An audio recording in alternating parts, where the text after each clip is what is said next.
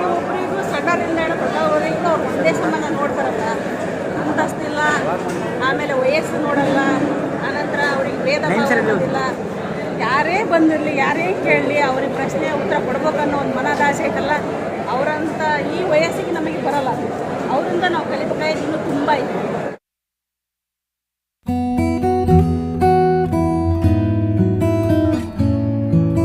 Sir ನಿಮ್ಮ ಹೆಸರು? ಗುರುರಾಜ್. ಹೆಸರು ಗುರುರಾಜ್. ಸರ್ ಬೆಳಗ್ಗೆಲಿಂದ ಈ ಟ್ರೈನಿಂಗನ್ನು ಕೇಳಿ ನೀವೇನು ತಿಳ್ಕೊಂಡಿದ್ದೀರಾ, ನಿಮಗೇನು ಅನ್ನಿಸ್ತಾ ಇದೆ, ಆ ಫೀಲನ್ನು ಒಂದೆರಡು ನಿಮಿಷ ನೋಡ್ತಕ್ಕಂಥ ವೀಕ್ಷಕರ ಜೊತೆ ಹಂಚ್ಕೊಳ್ಳಿ. ನಾವು ಹೇಳ್ಬೇಕಂದ್ರೆ ಬೆಳಗ್ಗೆ ಈ ಟ್ರೈನಿಂಗ್ ಕೇಳಿದ್ವಿ, ನಮಗೆ ತುಂಬ ಇಂಪ್ರೆಸಿವ್ ಆಗಿತ್ತು. ಯಾಕಪ್ಪ ಅಂದರೆ it's our Indian country, Indian company. ಯಾಕಪ್ಪ ನಾವೇನೋ ಬೇರೆ ಬೇರೆ ಕಂಪ್ನಿ ಪ್ರಾಡಕ್ಟ್ಸ್ ಎಲ್ಲ ಯೂಸ್ ಮಾಡ್ತೀವಿ, ಯಾಕೆ ನಾವು ನಮ್ಮ ದೇಶದ ಪ್ರಾಡಕ್ಟ್ಸ್ ಯೂಸ್ ಮಾಡಬಾರ್ದು, ನಮ್ಮ ದೇಶದ ಕಂಪ್ನಿ ಯಾಕೆ ಬೆಳೆಸಬಾರ್ದು ಅನ್ನೋದೇ ಮೇನ್ ಕಾನ್ಸೆಪ್ಟ್. ನನಗೆ ಭಾಳ ಇಂಪ್ರೆಸ್ ಮಾಡಿದೆ ಅಂದರೆ ಅದು ಒಂದೇ ಕಾನ್ಸೆಪ್ಟ್. यस सर, आप बता सकते हैं आपको जो ये ट्रेनिंग से क्या मिला है, क्या आपको लगा है, क्या अच्छा लगे सर? और मैं महाराष्ट्र सातारा डिस्ट्रिक्ट से आया हूँ और मैं परसों यहाँ पे आया हूँ और मुझे पता था कि यहाँ पे एक सेमिनार है, मैं पहले आ चुका हूँ। तो मैंने पिछले 2-3 महीने से तो बिजनेस को छोड़ने का इरादा लिया था, क्योंकि मेरे कुछ ड्रीम्स थे, कुछ चैलेंजेस थे, इसे पूरा करना था, इसलिए मैंने कंपनी को नहीं छोड़ा है। और आज का दिन है, बहुत अच्छा लगा और कुछ शबीर सर ने भी कुछ मुझे सिखाया है, मुझे बहुत अच्छा लगा। देखिए इन्हें बता रहा था 2 महीने से पहले हमने ये बिजनेस को छोड़ देना चाहिए, क्योंकि सिस्टम को फॉलो और पूरा नहीं समझे थे, इसका अवस्था है। जो अभी मीटिंग पूरे करते सुन के इन्हें बता रहा है, अभी से मेरे बोल रहा है, अभी से चालू करना बोल रहा है। ನಾನು ಗೆಲ್ತೀನಿ ಎಂಬ ಭರವಸೆ ನಮ್ಗೆ ಬೇಕು ಸರ್. ಅದು ಇದ್ರೆ ಏನಾದರೂ ಸಾಧಿಸ್ಬೋದು. ಅಂದರೆ ಈ ಟ್ರೈನಿಂಗ್ ನಿಂತರ ಭರವಸೆ ನೀವು ಪಡ್ಕೊಂಡಿದ್ದೀರಾ ಸರ್. ಎಸ್. ಅದೇ ಪ್ರಕಾರ ಸರ್ ಸುಮಾರು ಇಲ್ಲ ಅಂದ್ರೆ ಒಂದು 500 ಜನ ಇರ್ಬೋದು ಸರ್. ಅದೇ ಪ್ರಕಾರ ಬಂದಂಥವ್ರು ಎಲ್ಲರೂ ಸಕ್ಸಸ್. ಶಬೀರ್ ಸರ್ ಟ್ರೈನಿಂಗ್ ತರೋರು ಮತ್ತೆ ಈ ಥರ ಬಂದು ಡಬಲ್ ಆಗ್ಬೋದ್ರಿ ಸರ್. ದುಡ್ಡು ಅಂತ ಗಳಿಸೋದಂತ ಭಾಳ ಇಂಪಾರ್ಟೆಂಟು. ನನ್ನ ಹೆಸರು ದುರ್ಗಪ್ಪ ಅಂತ, ನಾವು ಬಂದಿದ್ದು ಶಿರಗುಪ್ಪದಿಂದ.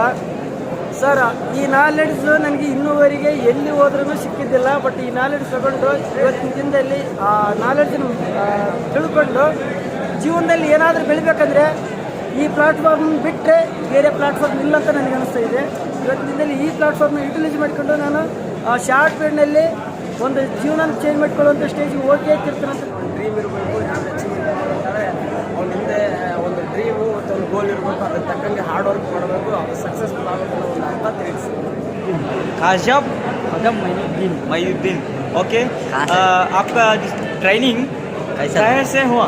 सुपर हुआ सर, हाँ, रॉक स्टार हुआ है सुपर हुआ. This video watch all Vestigians, so you any information suggest?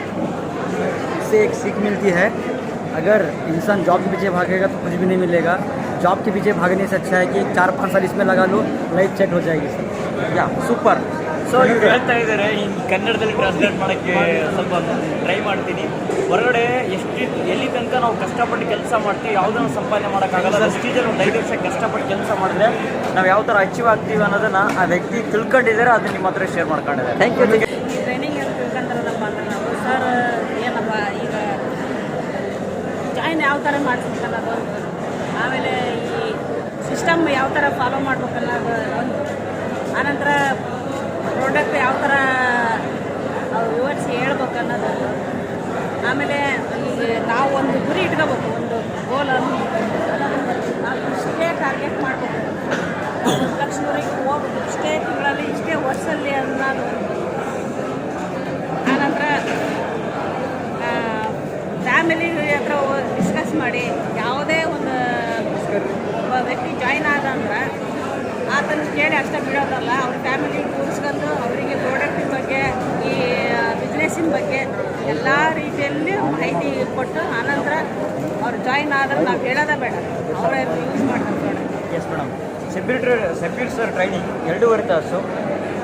ಆ ವ್ಯಕ್ತಿ ಬಗ್ಗೆ ಏನು ಹೇಳಲಿಕ್ಕೆ ಇಷ್ಟಪಡ್ತಾರೆ? ಏನು ಟ್ರೈನಿಂಗ್ ಕೊಟ್ಟರಲ್ಲ ಆ ವ್ಯಕ್ತಿ ಬಗ್ಗೆ? ಅವ್ರಿಗೆ ಮೊದಲನೇದಾಗಿ ತುಂಬ ತುಂಬ ತುಂಬ ಥ್ಯಾಂಕ್ಸ್ ಸರ್. ಯಾಕಂದರೆ ನಮ್ಮ ಈಗ ಇಷ್ಟು ವಯಸ್ಸಿನಲ್ಲಿ ಅಂದರೆ ನಮಗೆ ಇವತ್ತು 42 ಏಜ್ ಆಗಿರ್ಬೋದು, ಹೌದಾ? ಆದರೂ ಕೂಡ ನಮ್ಮ ಈಗ ಯುವಕರಿಗೆ ಆ ಹೆಸರು ಹೇಳ್ದೇನ 40ರಿಂದ 70 ವರ್ಷದವರೆಗೆ ಅವರೇ ಯುವಕರು ಅಂತ ಹೇಳಿದ್ರಲ್ಲ, ಅವ್ರಿಗೆ ಒಂದು ತುಂಬ ನಮಸ್ಕಾರ ಅವರಿಗೆ. ಯಾಕಂದರೆ ನಮಗೆ ಬೆನ್ನತ್ತಿರೋ ಒಂದು ಹುಲಿ ಅಂತ ಹೇಳಿರ್ಬೋದು, ನಮ್ಮ ಬೆನ್ನಿಂದಿರೋ ಅಂಥ ಒಂದು ಹುಲಿ. ಆ ಹುಲಿಗೆ ನಾವೇನು ಏನು ಹೇಳ್ಬೇಕಪ್ಪ ಅಂದ್ರೆ ಎರಡು ಕಡೆ ನಾನು ಊಟ ಮಾಡಿ ಕೈ ತೊಳೆದ್ರು ಸರ್ ಎರಡು ಕಡೆಯಿಂದ ನಾನು ನಮಸ್ಕಾರ ಹೇಳ್ತೀನಿ ಧನ್ಯವಾದಗಳು. ಎಲ್ಲ ಪ್ರತಿಯೊಬ್ಬರಿಗೂ ಸಣ್ಣರಿಂದ ಹೇಳಿ ದೊಡ್ಡವರಿಗೂ ಅವ್ರು ಒಂದೇ ಸಮಾನ ನೋಡ್ತಾರಲ್ಲ, ಅಂತಸ್ತಿಲ್ಲ, ಆಮೇಲೆ ವಯಸ್ಸು ನೋಡಲ್ಲ, ಆನಂತರ ಅವ್ರಿಗೆ ಭೇದ ಭಾವ ಇರೋದಿಲ್ಲ.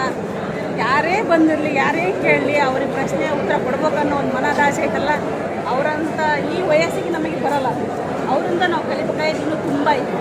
S madam, thank you madam, thank you.